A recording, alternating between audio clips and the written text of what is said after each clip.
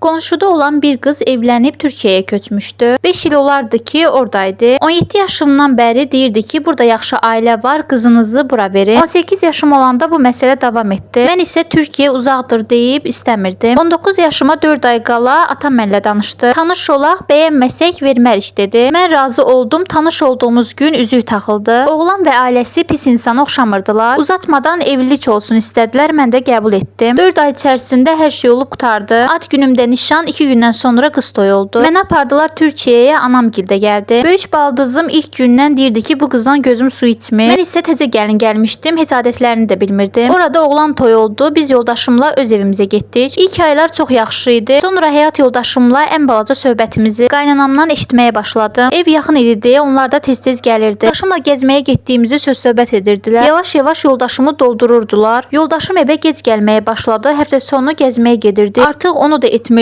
Anası gilə hər sözü deyirdi. Anası gil məni gözüm çıxdıya salırdı. Mən də dayana bilməyib anama yığdım ki, məni incidirlər. Anam gil mənə görə maşını satıb Türkiyəyə gəldilər. Bizə yaxın bir ev tutdular. Həyat yoldaşımla atam biraz söhbət elədilər. Biraz düzəldik. Sonra balaca bir məsələni böyüdüb boşanaq dedi. Həmən vaxtda mən 2 aylıq hamilə idim. Uşağı da aldır ya da olsun bizə ver get dedilər. Atam da veşini yığ gəl bizə, gecə ilə atamgilə getdi. Atam borc xərc edib bilet aldı. 3 günə Azərbaycana qayıdacaqdı. Qaynatam oğlunu götürüb bizə gəldi. Qaynatam yoldaşıma o bizim əmanətimizdir. Belə etmək olmaz, o sənin ailəndir. Bacına, anana heç nə danışma, onlar səni doldurur, qısqanır. Yoldaşım məndən üzr istədi, uzağa köçərik dedi. Bir də səni əzdirməyəcəm dedi. O gündən sonra həyat yoldaşım sözündə durur. Neçə dəfə məni əzməyə çalışıblar, icazə verməyib. Yoldaşım məni neçə dəfə Azərbaycana gətirir, həsrət qoymayı. Şükür oğlum atasız qalmadı. Qaynatamın adını sırf ona görə oğluma qoyacam.